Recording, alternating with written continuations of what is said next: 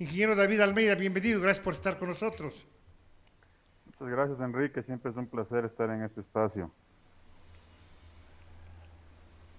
Y bueno, vamos a comenzar un poco haciendo un poquito de historia, ¿no? Respecto de por qué, de dónde nace esta consulta que se planteó hace 10 años y por qué es diferente el resolverla hoy.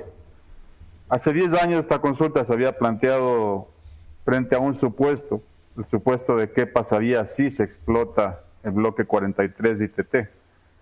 Y era un supuesto porque evidentemente todavía no había ninguna infraestructura desarrollada en el bloque ni se había iniciado las operaciones. Y por tanto, cualquier postura respecto de este tema únicamente se basaba obviamente en suposiciones, ¿sí?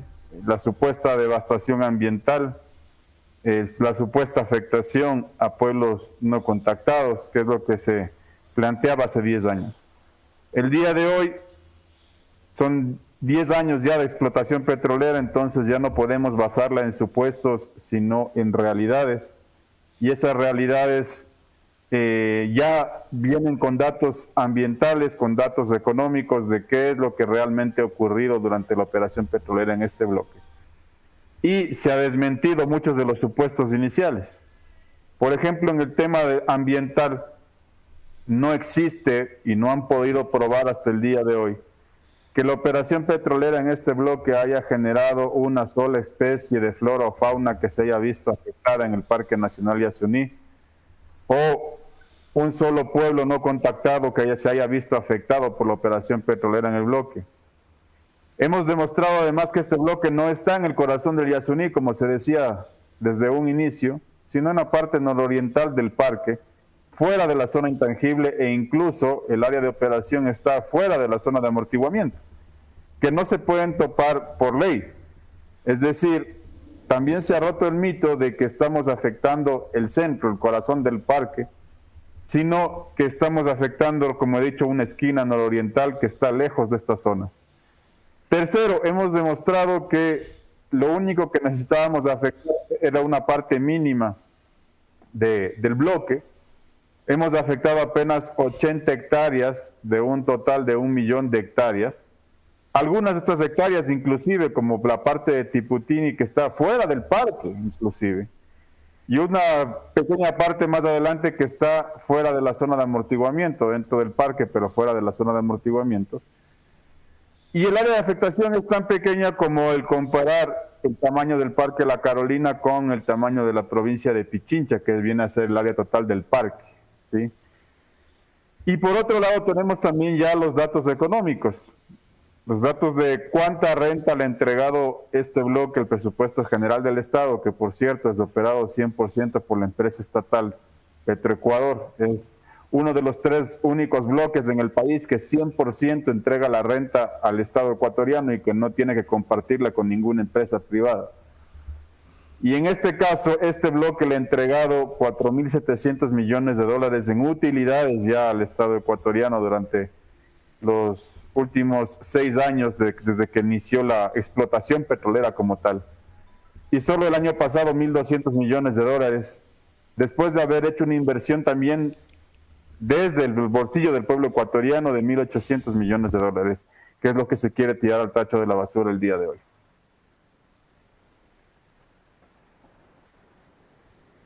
Entonces, ese es, Enrique, básicamente el contexto de esta consulta. Perdón, ¿sí me están escuchando?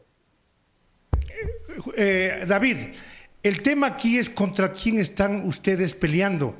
¿Cuál es el problema y cuánta inversión ustedes están viendo en algo que al parecer se está manejando con mucho dinero? Pues hemos visto en las redes sociales una campaña que está invadiendo todos los sectores de la economía del país. Me refiero a todos los sectores sociales, estimado David. Sí, Enrique, eso es correcto. A ver, es que estas propuestas no vienen de la nada, ¿no? No es que nacen de una aspiración ciudadana simplemente para concretarse. En realidad obedecen a un plan a nivel internacional que lo dirigen los partidos verdes a nivel internacional, sobre todo a nivel europeo, que financian además las ONGs que actúan en los diferentes países, incluido el nuestro. Y estos intereses, obviamente estos partidos tienen capitales verdes también detrás. ¿Quiénes son los capitales verdes? Los capitales que invierten en energías distintas, por ejemplo, la energía de combustibles fósiles, y que pretenden, mediante el endeudamiento de nuestros países, el poder afincar sus inversiones y obtener réditos con la propuesta de estas famosas energías verdes. De hecho, esta política lo que engloba, incluye estos famosos bonos azules y bonos verdes, de los que hemos hablado recientemente, que se incluye, en el que recientemente se tuvo una operación en el Ecuador, alrededor del tema de las Islas Galápagos. Y básicamente lo que buscan es que los países como el nuestro dejen de explotar sus recursos económicos y a cambio le ofrecen bonos de deuda, porque los bonos verdes y los bonos azules no son otra cosa que bonos de deuda con una etiqueta azul o una etiqueta verde, para que países como el nuestro realicen supuestas inversiones que benefician a corporaciones internacionales que están detrás de estos proyectos de energía verde y mantienen el control de esa manera a través de la deuda externa de países en desarrollo como el Ecuador. Esa política es la que está detrás de todo esto y por eso lo que buscan es precisamente que dejemos de explotar los recursos naturales que tenemos en el subsuelo para poder permitir la entrada de este tipo de supuestas inversiones verdes, que lo que en realidad buscan es generar una mayor acumulación de capital para estas corporaciones a cambio de deuda pública del erario nacional. Ahora, David, pensando en voz alta el día de ayer, un amigo me decía, ¿qué pasaría si los que estuvieran explotando no fueran Petroecuador, sino una empresa extranjera? ¿Cuál es su criterio frente a esto, estimado David? Bueno, en ese caso habría que analizar, por ejemplo, cuánto de renta le estuviera quedando al Ecuador, ¿no? Porque evidentemente, usted nos conoce, nosotros hemos sido abiertos opositores siempre a las políticas de privatización de nuestros recursos naturales, de nuestros recursos energéticos y por tanto de nuestros recursos petroleros. Y lo hemos hecho precisamente porque no creemos que nuestros recursos tengan que destinarse a enriquecer corporaciones extranjeras, cuando el dueño del recurso es el pueblo ecuatoriano. La razón por la que nosotros defendemos con tanta fuerza este bloque, el bloque 43, es precisamente porque, como he dicho, junto con Sacha y junto con el bloque 7 son los tres únicos bloques que en este momento están 100% en manos del Estado y que le entregan 100% las utilidades al Estado. Entonces, en ese sentido, esta lucha se enmarca también en una defensa del recurso nacional, en una defensa del petróleo de la nación y una defensa también de los recursos que van a financiar educación y salud para nuestra gente. Hay gente que dice, estimado David, que si estuviera en poder de una empresa extranjera el tema del ITT, ni siquiera hubiese consulta. Bueno, yo no sé si es que no habría consulta, porque en realidad sí hay una lucha, digamos, entre, como he dicho, capitales de energía verde y capitales de energía fósil a nivel internacional. Es decir, lo que están buscando estos capitales de la energía verde es desplazar a los otros capitales, a los de la energía fósil, para poder hacer negocios de ellos en el mercado energético. Ahora, ¿qué sucede acá? Que en este caso particular no son capitales extranjeros los que están explotando el ITT, sino la empresa nacional, es decir, el pueblo ecuatoriano el que está explotando el ITT. Y esta contradicción se vuelve mucho más difícil, ya no una contradicción entre capitales extranjeros, sino entre el pueblo y un capital extranjero, que lo que busca es parar la explotación de nuestros recursos de manera soberana para reemplazar eso con los bonos verdes de deuda, con los bonos azules de deuda y permitir la entrada de capitales extranjeros detrás de estas empresas o corporaciones de energía verde. Ahora, David, ¿cómo han recibido usted o cómo han visto usted? Ustedes deben tener a alguien que esté realizando encuestas sobre este tema de la consulta. ¿Cómo está? ¿Cómo ha recibido la colectividad? ¿Y cómo han visto ustedes la estrategia que ustedes están poniendo en torno a decirle a la gente que lo que vamos a hacer, si es que el ITT no se explota, el perjudicado será el mismo pueblo, estimado David? Bueno, para serles sincero, para hacer ese tipo de encuestas se necesita dinero con el que no contamos, porque nosotros, a diferencia de otros, estamos haciendo nuestra campaña, digamos, nuestra difusión más que una campaña. Nuestra difusión de ideas con recursos propios de los trabajadores, con aportes voluntarios de los trabajadores. Y no nos alcanza para pagar una encuesta y ver cómo están las cosas. Pero lo que sí hemos visto y hemos sentido es de que la gente, la población en general, está haciendo conciencia, primero de la propiedad de su recurso, ¿sí? Porque la gente entiende que el petróleo es de la gente. Segundo, que este recurso es el que permite, contrario a lo que dicen los ambientalistas de que no nos ha dado nada el petróleo, ha permitido primero el desarrollo nacional del país, desde las infraestructuras, desde los años 70, electrificación, telecomunicaciones, carreteras, puertos, aeropuertos, escuelas, hospitales y demás.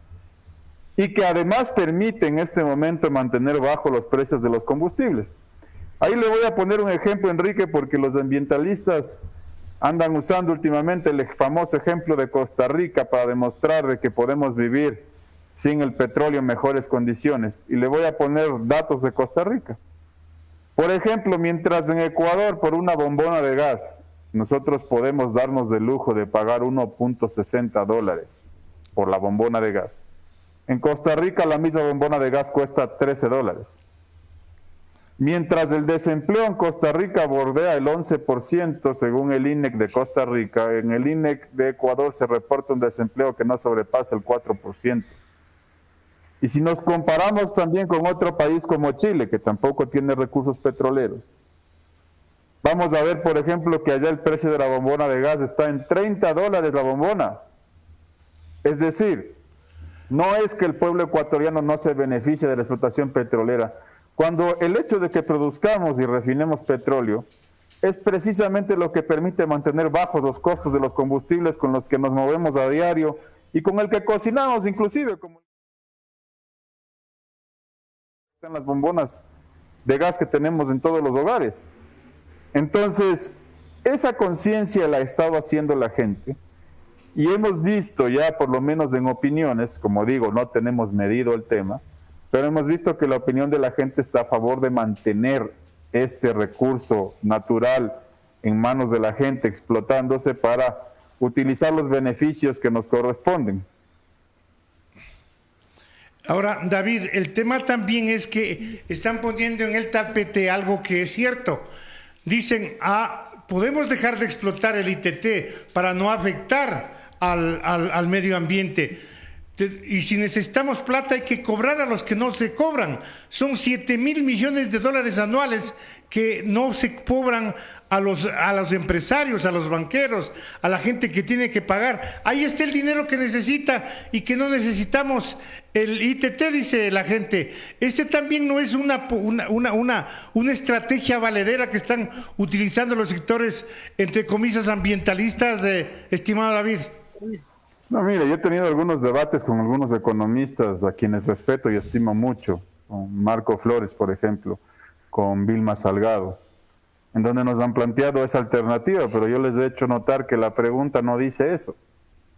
El problema es que la pregunta solo dice, ¿está de acuerdo con dejar el petróleo bajo tierra? Punto. No dice a cambio de que le cobre impuestos a quienes no pagan. Entonces, lo que sucede es que cuando alguien vote sí, lo único que va a pasar es que van a dejar el crudo bajo tierra y no tenemos ninguna garantía de que el gobierno nacional vaya a efectuar reformas o que el Estado vaya a efectuar reformas para cobrar impuestos a los que no pagan, para empezar.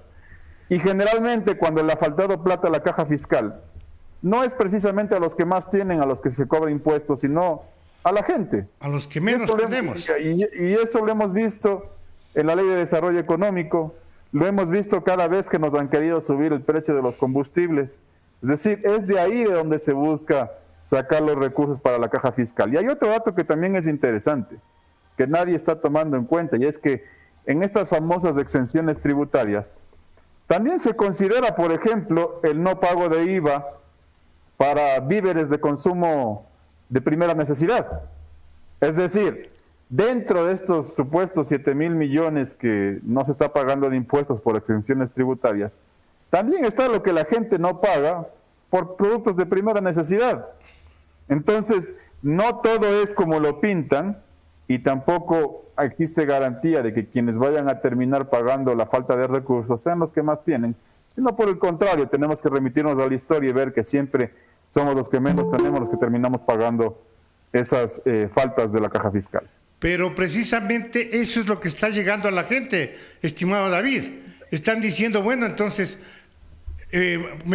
al parecer, entonces les van a cobrar a los que más tienen y nunca han querido pagar, a los que el gobierno, con esta ley de que querían que no cobrarle a los que hicieron los créditos estudiantiles, les querían condonar las deudas, pero atrás estaba esto, justamente el no pago de esta gente que nunca paga y que quieren que todavía le sigan condonando las deudas. Ese es el tema, estimado David. No, como le he dicho, el problema no va por ahí, no va porque le van a cobrar a los que no pagan y a los que no tienen. Y fíjese, parte de las exenciones tributarias, además, no solo son productos de primera necesidad, hay un gran sector de la población que también se beneficia de eso, que son las personas con discapacidad, por ejemplo. Nosotros tenemos en la ANTEP una sección de una secretaría para los compañeros con discapacidad, que tenemos algunos afiliados de nuestra organización, que también están en contra de esta consulta porque justamente las devoluciones ya se del IVA y nada de estas exenciones tributarias. Sí.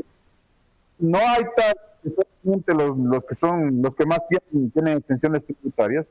Habría que revisar, eso sí, estoy de acuerdo con eso, que los que más tienen deberían pagar más impuestos en el país. Pero nuevamente, la pregunta no dice eso. El problema es que la pregunta solo manda a dejar el bajo tierra y ya. Y no dice que a cambio se va a cobrar impuestos a quienes no pagan para recuperar esos fondos. Como he dicho, los que sí se están frotando las manos son los importadores de combustible, porque era a ellos a quienes beneficia el alza del precio de los combustibles, y quienes quieren hacerse con ese negocio, en este caso tendrían excusa perfecta para subir el precio de los combustibles, porque nos quedaríamos sin el sustento que permite que económicamente se mantengan bajos. Y de esa manera harían el negocio los importadores privados, terminarían pagando la población la falta de la caja fiscal.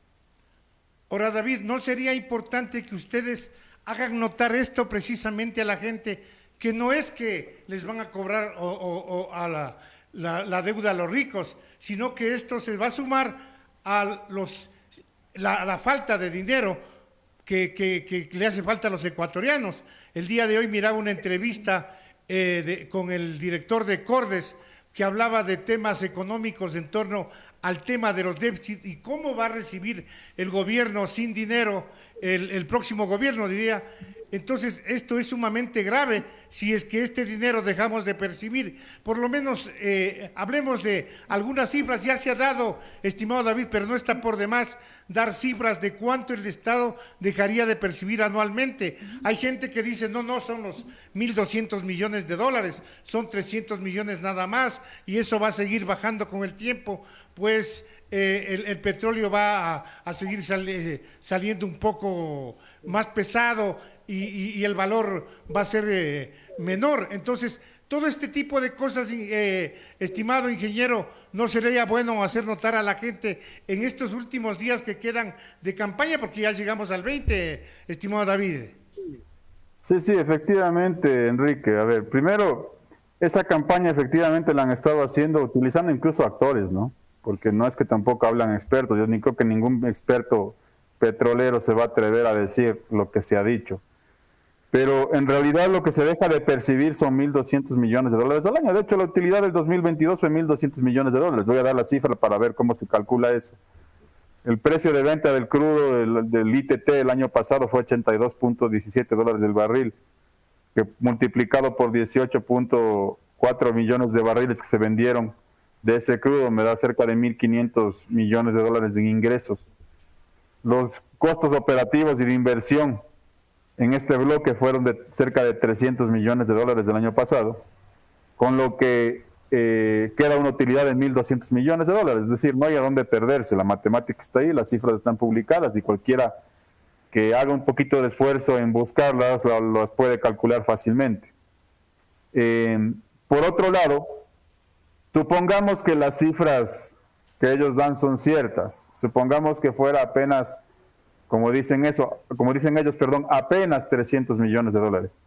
300 millones de dólares tampoco son pelo de cochino, ¿no? Porque Claro. como no es 1.200 millones, pero 300 millones no son pelo de cochino. Para un presupuesto que tiene un déficit de cerca de 4.000 o 5.000 millones de dólares ya en las arcas fiscales. Es decir, es aumentar aún más el déficit y aumentar los problemas de la caja fiscal para poder solventar salud, educación e infraestructura, que está muy venida a menos también gracias a lo que han hecho los últimos gobiernos en infraestructura. Entonces, es importante que la gente conozca que no solamente además es el costo de lo que se deja de recibir, sino que nos va a costar desmontar la infraestructura. Porque lo que se manda además a desmontar todo lo que está construido en el bloque, que son 1.800 millones de dólares en infraestructura construida que se va a tirar al tacho de la basura, y que nos va a costar cerca de 2.000 millones. Además, devastando más el medio ambiente, porque para sacar la tubería tengo que tumbar selva y tengo que desenterrar tubería, por ejemplo, con un problema más grave porque esa tubería ya está llena de fluido, entonces tiene que haber cuidados ambientales mucho más grandes para que no haya problemas para remover esa tubería, por ejemplo. Es decir, eso cuesta más de lo que cuesta montarlo, ¿sí? Y eso saldría precisamente del bolsillo del pueblo ecuatoriano. Y además hay otro costo también, que es el costo social y el ambiental. Hay un costo social porque en este momento en el bloque están trabajando de manera directa cerca de 1.000 trabajadores, de los cuales 800 son de nacionalidades quichua y guaraní asentadas en el territorio de explotación. Aparte de cerca de 5.000 familias que se benefician indirectamente de la explotación, a quienes se les va a dejar sin trabajo. Claro. Y que van a tener que reponer de alguna manera esa actividad económica para poder sobrevivir. Y que quien va a entrar a reponer esa actividad económica son precisamente las actividades ilegales, como la tala indiscriminada de árboles y la caza furtiva. Es decir, el impacto ambiental va a venir después porque dejemos sin trabajo a la gente que está operando en ese bloque y que tenga que dedicarse a actividades como las que he mencionado, que van ahí sí a devastar el parque, porque esto ya lo hemos visto al norte del Parque Nacional Cuyabeno, por ejemplo, en donde la tala indiscriminada de árboles lleva 15, 20 plataformas de madera todos los días a vista y paciencia de todo el mundo. Entonces, esto es lo que está ocurriendo en este momento y lo que va a ocurrir y lo que la gente debe tener en conciencia y en consideración este 20 de agosto, y por eso nosotros hemos llamado a votar por un rotundo no, para que el Estado ecuatoriano y los técnicos nacionales sigamos haciendo el esfuerzo que hemos estado haciendo por mantener esta extracción del petróleo de manera responsable, con una mínima afectación al medio ambiente, disminuyendo al mínimo los riesgos de afectación, pero garantizándole recursos a nuestro país. El peligro que veo yo aquí, ingeniero, es que la mayor parte de gente de los sectores de nuestro país, los sectores sociales me refiero, desconoce lo que significa el Yasuní Teté, desconoce básicamente lo que significa el Chocó andino, y esas son cosas que debían comunicarle a la gente de lo que se trata, pero la mayor parte de gente no sabe, ingeniero. Yo el día de ayer nomás conversaba con un amigo que es ingeniero agrónomo, y me decía, y a propósito, ¿de qué es eso? ¿Por qué preguntan eso? ¿Para qué sirve eso? Entonces, ingeniero, usted ya se puede dar cuenta que gente que tiene tercer nivel de educación no conoce peor, la gente que está todo el día en el día a día tratando de buscar dinero para el sustento de su casa, estimado David. Sí, bueno, por eso estamos haciendo esta campaña de difusión, ¿no? Por eso los trabajadores nos hemos puesto la tarea al hombro de explicar de manera sencilla lo que está ocurriendo y lo que va a ocurrir en el caso de ganar el sí en la consulta popular. en realidad el desconocimiento no es solo de esto. Recuerde también usted que cuando se iba a subir el precio de los combustibles también había un montón de mentiras alrededor del tema. Se han acostumbrado a mentirle a la gente para quitarle lo que le corresponde, ¿sí? Y eso es contra lo que estamos luchando en este momento, contra la desinformación. Y una manera sencilla de hacerle entender este problema a la población es que si usted vota así, el día de mañana le van a subir el precio de los combustibles y el precio del gas, porque precisamente esta producción es la que permite sostener los precios bajos de combustible y gas, ¿sí? Y si usted vota no, usted garantiza tener esos precios bajos y garantiza también mantener recursos de la caja fiscal para en algo solventar las necesidades de salud y educación, que en este momento también tienen un déficit apremiante, porque como he dicho, el presupuesto general del Estado ya tiene un déficit de cerca de 4.000 millones de dólares. Ingeniero David Almeida, quiero agradecerle por haber estado con nosotros. Despídase a nuestros oyentes, por favor, con algún mensaje. Sí, con todo gusto, ¿no? A la ciudadanía simplemente no dejarnos llevar por la pasión. El discurso del lado del sí es únicamente un discurso pasional que no tiene ningún dato de sustento científico por detrás. Tratan de jugar con el sí a la vida, pero no nos dan ningún dato que sustente esa posibilidad, y por el otro lado estamos nosotros que hemos expuesto todas las cifras, los datos reales y que podemos demostrar lo que estamos hablando en este momento. Y que podemos sostener con contundencia, además de que mantener la explotación petrolera es lo que garantiza, como he dicho, que tengamos precios bajos de combustibles y que mantengamos que los ingresos petroleros se mantengan ingresando a la caja fiscal para solventar las apremiantes necesidades que tenemos como país. Entonces el llamado es a votar con un rotundo no este 20 de agosto y rechazar también estos intereses extranjeros de las energías verdes, de las corporaciones de energía verde, que buscan someternos a la deuda en nuestros países, prohibiendo la explotación de nuestros recursos naturales, para entrar ellos con bonos de deuda que financien a esas corporaciones las inversiones en energía verde.